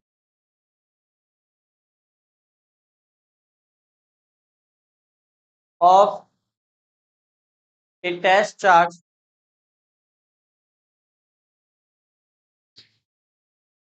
bringing from P to Q, bringing from P to Q will be zero. P से Q तक जो test charge लाया गया है उस पर भी जो वर्क डन होगा वो क्या होगा? जीरो। सेकंड पॉइंट लिखो इसका। सेकंड पॉइंट में क्या बोल रहे हैं देखो जरा। देखो ये जो डायग्राम बने हुए हैं बोर्ड पर, अगर इसमें पूछा जाए आपसे कि जो इलेक्ट्रिक फील्ड है और जो इक्विपोटेंशियल सरफेस है, उनमें क्या रिलेशन है आपस में? रिलेशन मींस मतलब एक पैटर्न है उनके बीच में। हर डायग्राम में यहाँ जो बनाया था उसमें भी एक पैटर्न को फॉलो कर रहे हैं, इलेक्ट्रिक फील्ड और इक्विपोटेंशियल सरफेस। बताओ क्या? जो कंडीशन यहाँ है इलेक्ट्रिक फील्ड और इक्विपोटेंशियल सरफेस की, वही कंडीशन यहाँ है, वही कंडीशन यहाँ थी जब वो मैंने बनाया।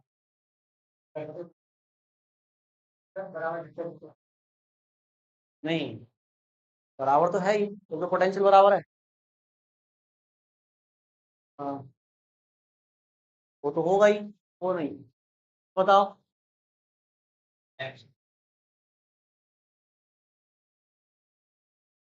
इस डायग्राम को देखकर बताओ जो इक्विपोटेंशियल सरफेस है, यानी ये जो रेड वाला है और ये जो ब्लैक वाली इलेक्ट्रिक फील्ड है, ये कैसे दिख रहे हैं आपको? बस इसको डायग्राम को देखकर बस बताना है कैसे दिख रहे हैं, कैसे दिखाई दे रहे हैं बताओ। देखो यहां पर अगर ये इलेक्ट्रिक फील्ड है, इस इलेक्ट्रिक फील्ड और इस इक्विपोटेंशियल सरफेस, इसको देखोगे तो यहाँ ये इक्विपोटेंशियल सरफेस और ये इलेक्ट्रिक फील्ड कितने डिग्री के एंगल पर है आपस में? 90 पर है, नहीं है? अगर इसका छोटा सा एक पीस लिया जाए इक्विपोटेंशियल सरफेस का, तो ऐसे करके इलेक्ट्रिक फील्ड जा रही है इसमें से, देखो तो कितना एंगल बना रही है इलेक्ट्रिक फील्ड सरफेस से? 90 एंगल बना। यहाँ किसी भी जगह देख लो, यहाँ भी क्या बनेगा? 90। यहाँ भी क्या बनेगा? 90। यहाँ भी क्या बनेगा? 90। यहाँ भी 90। यहाँ 90। यहाँ बात समझ में आ रही है? और अच्छा, यहाँ अगर 90 हो गया तो हर जगह 90 होगा, तो चेक कर लो। देखो यहाँ पर ये ब्लू वाला इक्विपोटेंशियल सरफेस है और ये इलेक्ट्रिक फील्ड थी, तो यहाँ भी देखो एंगल कितना बन रहा है सरफेस से, कितना बन रहा है? 90। तो ये बात बिल्कुल सही है कि जो इक्विपोटेंशियल सरफेस बनेगा ना, वो इलेक्ट्रिक फील्ड से कितनी डिग्री के एंगल पर बनेगा? 90 पर बनेगा। या ऐसे कह दो कि जो इलेक्ट्रिक फील्ड है वो सरफेस से कितने डिग्री एंगल पर होगी? 90 पर होगी। ये बात ऑलवेज ट्रू है। ठीक है, तो सेकंड पॉइंट में हम इसी को लिखवा देते हैं। देखो लिखो, समविभव पृष्ठ के, समविभव पृष्ठ के प्रत्येक बिंदु पर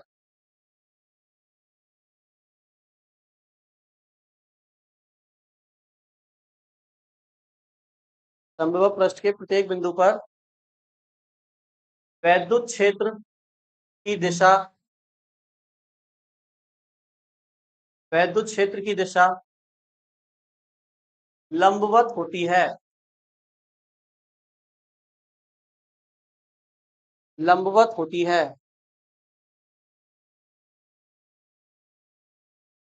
ठीक है, देखो इंग्लिश में लिखो, the direction of electric field, the direction of electric field will always be perpendicular, will always be perpendicular to the equipotential surface, be always be perpendicular to the equipotential surface।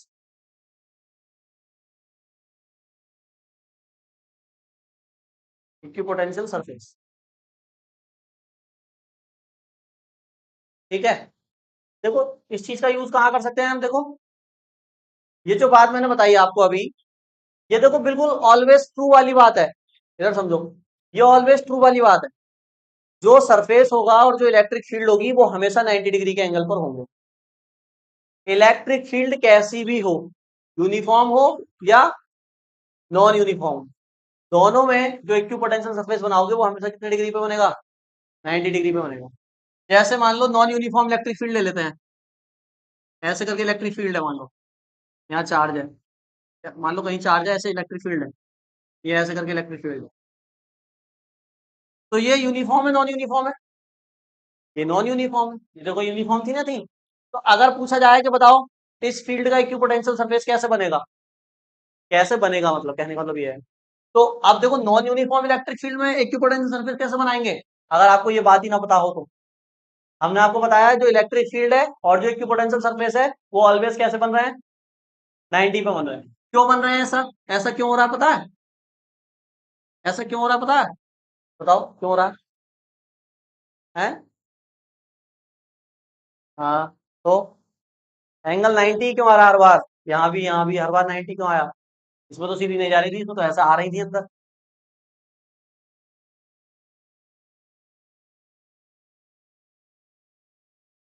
क्योंकि बताओ ये 90 क्यों आई? Angle ने,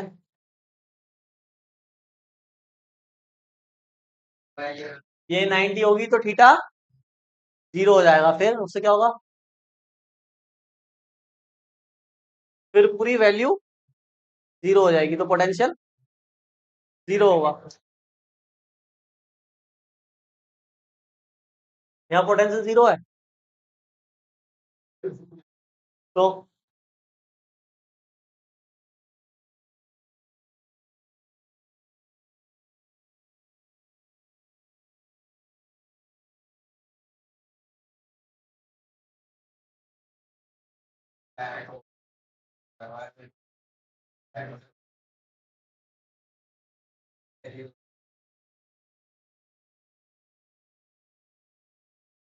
बताओ कैसा आया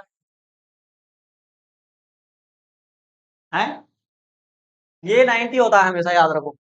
लेकिन ये आया कैसे?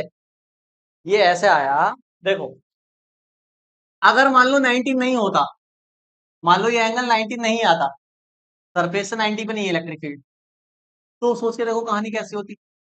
तो फिर ये सरफेस इक्विपोटेंशियल होता क्या? अगर ये एंगल 90 नहीं होता, कुछ होता, मान लो ऐसे करके ये बेंड हो जाती है, तो फिर ये सरफेस इक्विपोटेंशियल हो पाता? ये वाली बात समझ में क्या कह रहा हूं मैं? है? हाँ, मान लो ये 90 पे नहीं होती, कुछ एंगल पे होती, कोई और एंगल होता, सब कुछ एंगल पे होती है अलग अलग। हाँ, नहीं, तो इक्विपोटेंशियल होता। जैसे मान लो मैं यहाँ पर ऐसे करके बना दूं, हम्म, ऐसे करके कोई सरफेस बना दूं, ये कोई सरफेस है, ये कोई सरफेस है, सही है। यहाँ पर देखो इलेक्ट्रिक फील्ड, यहाँ भी 90 हो रही है।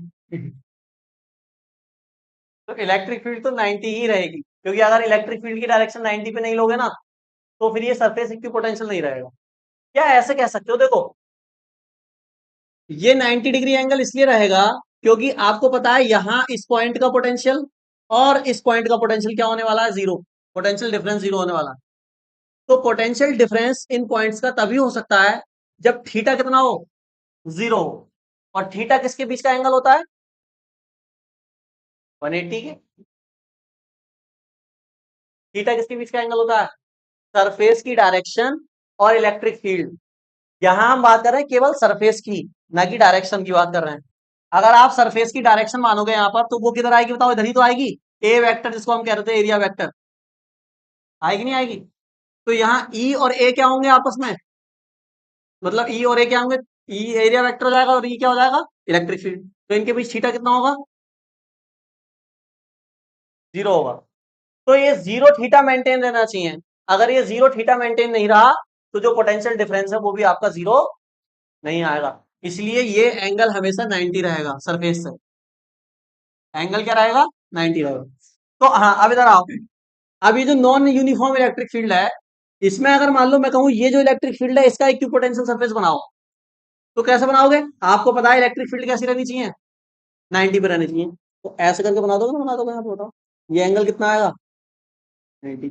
इसके लिए क्या बनाओगे? ऐसे करके बनाओगे। मतलब वैसे तो तुम नहीं बना सकते हाथों से, ये तो कंप्यूटर द्वारा बनाया जाएगा। लेकिन जो भी सरफेस बनेगा, वो इलेक्ट्रिक फील्ड से कितना आएगा? 90 पे ही आएगा। इसको आप नहीं बना सकते, क्योंकि डिस्टेंस सेम नहीं ले सकते ना आप। कहीं पर इलेक्ट्रिक फील्ड हो सकता है ज्यादा हो, कहीं पर कम हो, क्योंकि नॉन यूनिफॉर्म है। तो इसको कंप्यूटर द्वारा ही बनाया जा सकता है इसका इक्विपोटेंशियल को। लेकिन जो भी सरफेस आएगा, वो आएगा कितने एंगल पर? 90 पर ही आएगा, ये बात कंफर्म। ठीक है, इसको नोट कर लिया आपने? थर्ड पॉइंट और लिखो इसका।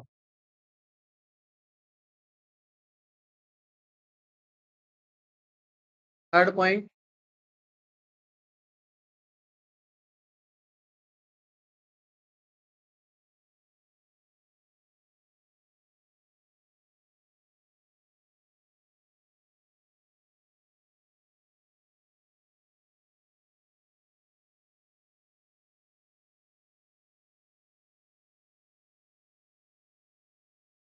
देखो, दो समविभव पृष्ठ, दो समविभव पृष्ठ एक दूसरे को क्रॉस नहीं कर सकते। एक दूसरे को क्रॉस नहीं कर सकते, क्योंकि क्योंकि ऐसा होने पर ऐसा होने पर इंटरसेक्शन पॉइंट पर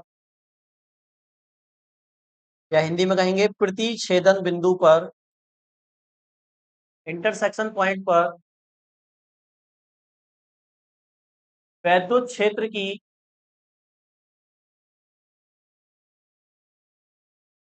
दो दिशाएं हो जाएंगी। वैद्युत क्षेत्र की दो दिशाएं हो जाएंगी, जो कि असंभव है, जो कि असंभव है। तो देखो ऐसा करने पर दो दिशाएं ही नहीं होंगी, इक्विपोटेंशियल सरफेस भी खत्म हो जाएगा। मतलब ये ऐसे कहना चाह रहे हैं लोग। मतलब इम्पॉसिबल बात लिखी हुई है, थर्ड पॉइंट में जो बात है वो होती होगी नहीं, कभी हो ही नहीं सकती। क्या कह रहे हैं? मान लो आपने एक इक्विपोटेंशियल सरफेस बनाया है, ये कोई इक्विपोटेंशियल सरफेस है, इधर देखो, ये इक्विपोटेंशियल सरफेस है, किसी चार्ज का बनाया हुआ, इलेक्ट्रिक फील्ड वगैरह होगी सब, है ना। और एक ये दूसरा ये इक्विपोटेंशियल सरफेस बनाया, तो यहां पर देखो हमने ये क्या करा दिया, आपस में क्रॉस करा दिए, है ना। क्रॉस हो ही नहीं सकते, क्यों नहीं हो सकते? क्योंकि देखो यहां पर इस पॉइंट पर ये दोनों मिल रहे हैं ना, ये वाला भी और ये वाला भी। तो आपको पता है इलेक्ट्रिक फील्ड सरफेस की कैसी होती है, परपेंडिकुलर। तो अगर ये वाला सरफेस देखोगे तो इलेक्ट्रिक फील्ड ऐसे आ जाएगी, डायरेक्शन इलेक्ट्रिक फील्ड की। ये वाला सरफेस देखोगे पीछे वाला, तो इसके लिए इलेक्ट्रिक फील्ड कहाँ आ जाएगी, इसे बाहर की तरफ आ जाएगी, ऐसे है ना सरफेस, तो perpendicular.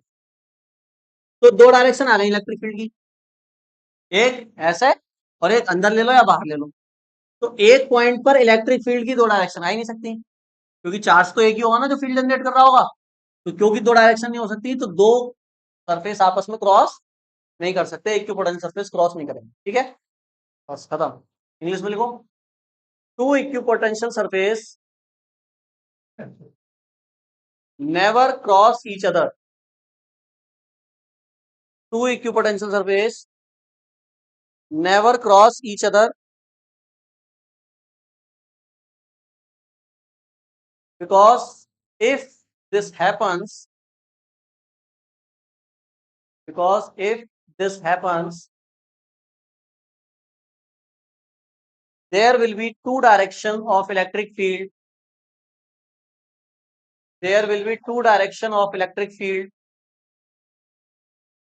at the point of intersection, two direction of electric field at the point of intersection, which is impossible, which is impossible, ठीक है। तो ये पूरा हमने आपको क्या बता दिया, इक्विपोटेंशियल सरफेस। इसका एनसीईआरटी में क्वेश्चन दिया हुआ है, वो और कर लेते हैं। इस टॉपिक से रिलेटेड एनसीईआरटी का क्वेश्चन करो, फिर ये खत्म, फिर नेक्स्ट टॉपिक स्टार्ट होगा हमारा। देखो बुक निकालो एनसीईआरटी वाली।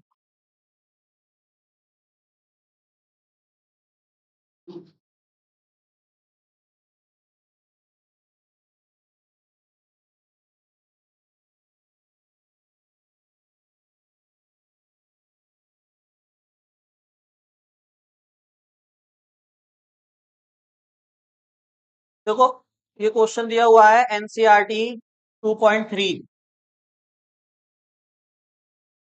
एनसीईआरटी का 2.3 क्वेश्चन देखना जरा।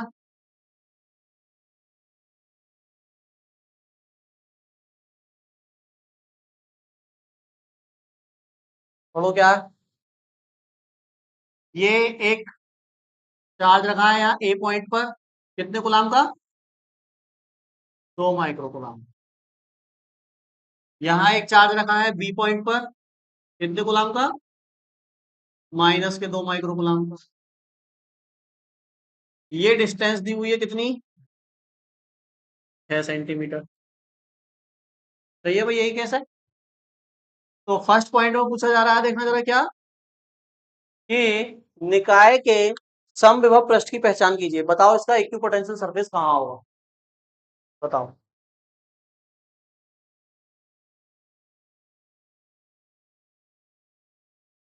इक्विपोटेंशियल सरफेस बनाओ, कहाँ होगा और कैसा होगा। इस पूरे सिस्टम का दोनों चार्ज इंक्लूड है, ऐसा नहीं अलग अलग बना दिया, इसका अलग बना दिया, उसका अलग बना दिया, पूरे सिस्टम का बनाना है। क्यों है? बीच में प्लेट बनाने से क्या होगा? चार्ज इक्वल हो जाएंगे। चार्ज तो इक्वल ही है, एक पॉजिटिव है एक निगेटिव है। चार्ज को इक्वल करना थोड़ी ना होता है इक्विपोटेंशियल सरफेस। इक्विपोटेंशियल सरफेस के हर पॉइंट पर पोटेंशियल सेम होता है। तो इसमें कोई ऐसा पॉइंट ढूंढ लो जिस पर पोटेंशियल क्या हो, जितना भी हो। मान लो एक पॉइंट मैंने ढूंढा इसमें, उस पॉइंट पर पोटेंशियल आया, उसके ठीक ऊपर वाला पॉइंट लिया, उस पर भी पोटेंशियल कितना आया? उतना ही आया। उसके ठीक ऊपर वाला लिया, उस पर भी कितना आया? उतना ही आया। ऐसे नीचे वाले लिए, उस पर भी कितना आया? उतना ही आया। तो बताओ, अगर ये प्लस के 2 माइक्रोकुलाम है, माइनस के 2 माइक्रोकुलाम है, तो पोटेंशियल जीरो कहां पर आएगा? जीरो किस पॉइंट पर होगा पोटेंशियल?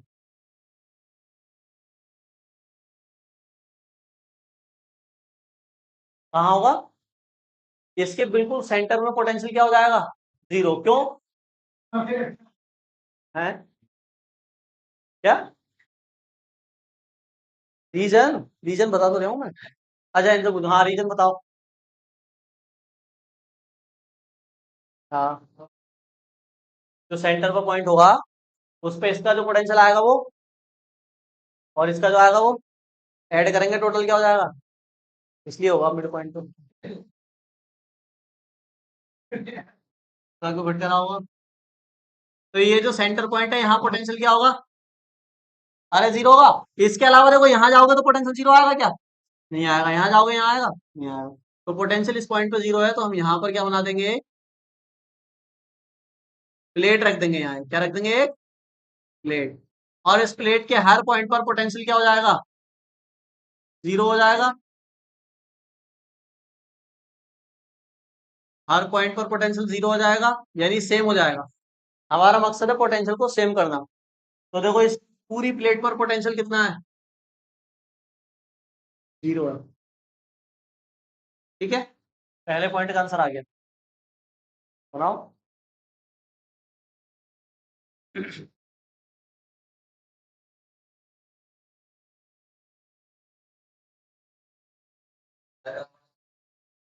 लिख भी देना है, थोड़ा सा लिख दो। देखो, ए बी के लंबवत यानी परपेंडिकुलर, तथा ए बी के लंबवत तथा मध्य बिंदु से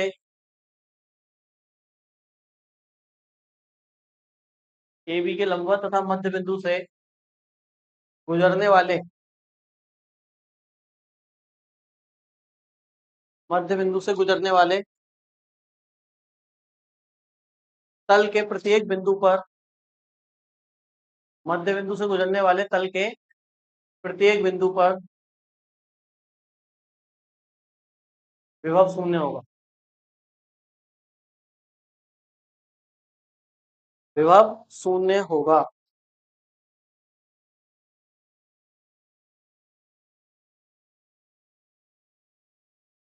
अब सेकंड पॉइंट में क्या पूछा गया है, देखो जरा।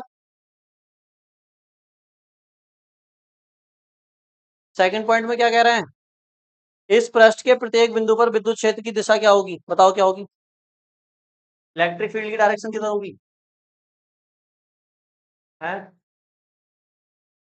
आउटवर्ड। और भाई आपको पता है, जो इक्विपोटेंशियल सरफेस है, ये हमारा क्या इक्विपोटेंशियल सरफेस है ना। इक्विपोटेंशियल सरफेस से इलेक्ट्रिक फील्ड कैसे जाती है? अभी बात हुई थी उसके ऊपर, कितनी सारी 90 डिग्री पे जाती है। जाती है सरफेस से 90। तो सरफेस से 90 इधर जाएगी या इधर जाएगी? दो डायरेक्शन है ना जाने के लिए। उधर 90 होगी या इधर 90 होगी? बताओ। ये पूछा गया, डायरेक्शन क्या होगी इलेक्ट्रिक फील्ड की? ए से बी, मतलब ए से बी की तरफ जाएगी या बी से ए की तरफ आएगी? नहीं बता पा रहे? बीच में रहेगी मतलब? अरे इलेक्ट्रिक फील्ड तो जाएगी ना कहीं ना कहीं। इलेक्ट्रिक फील्ड की डायरेक्शन होती है ना, तो वो कहाँ होगी?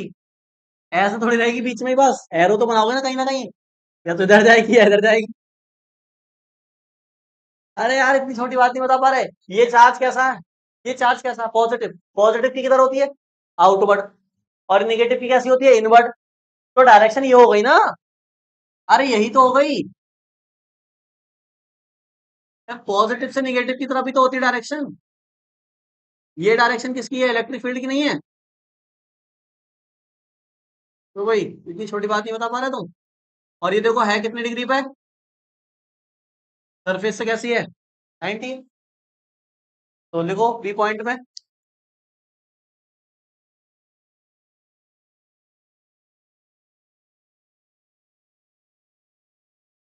देखो वैद्युत क्षेत्र समविभव पृष्ठ के लंबवत, वैद्युत क्षेत्र समविभव पृष्ठ के लंबवत तथा ए से बी